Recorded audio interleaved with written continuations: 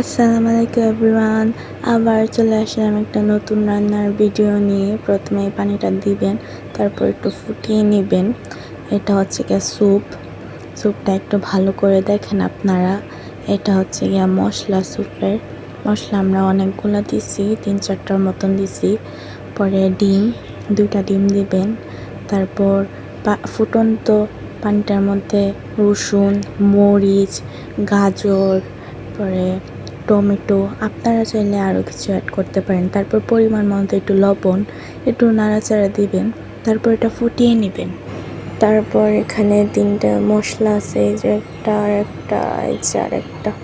তারপর আপনারা স্যুপটা কেটে এখানে ঢেলে দিবেন। আপনারা একটু সামনে দেখবেন আমাদের সাথে কি হয়েছিল। আপনারা চাইলে আগেও দিতে পারেন, পরেও দিতে পারেন, বাট কোনো সমস্যা নাই।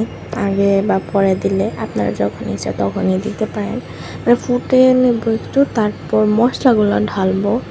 মশলাগুলো আস্তে আস্তে সবগুলো দিয়ে দিব। আমরা অনেক মানুষ ছিলাম তো, এই 8-9 জনের মতন ছিলাম। তার জন্য হচ্ছে গিয়া 4-5টা দিচ্ছি হয়তো মশলা আমরা। আপনারা হয়তো ওইখানে দেখছেন, আমি গুনি নেই। তারপর দেখেন এই যে চাকা হয়ে গেছে। পরে দিছি তো, পরে আমরা ভেঙে নিছি। এগুলোর ভিতরে আবার চিংড়ি মাছও থাকে।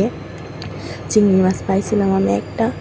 তারপর দেখেন হালকা হালকা পরে একটু নাড়াচাড়া দিয়ে এটা ফুটিয়ে নিবে। আমরা ফুটিয়ে নিচ্ছে দেখেন।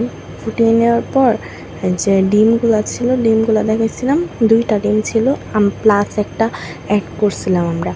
ভালো করে মিক্স করে তারপর এখানে ঢেলে দিবেন। ঢেলে দেওয়ার সাথে সাথে আপনারা নাড়াচাড়া শুরু করবেন, ভালো করে নাড়া দিবেন। না হলে একসাথে হয়ে গেলে তারপর মনে করেন আপনার মজা হবে না বা একসাথে লেগে যাবে। পরে এটা ফুটিয়ে নেওয়ার পরে ওগুলোকে মশলাগুলো দিয়ে দেবো। আস্তে আস্তে সব মশলাগুলো দিয়ে দেবো। এই যে আরেকটা মশলাগুলো আমি দেখাতে পারি না, কোম্পানিরা না করে দেয়। আমার আন্টি জব করে তো। আচ্ছা থাক, আজ এই পর্যন্তই শেষ। আল্লাহ হাফেজ, টাটা।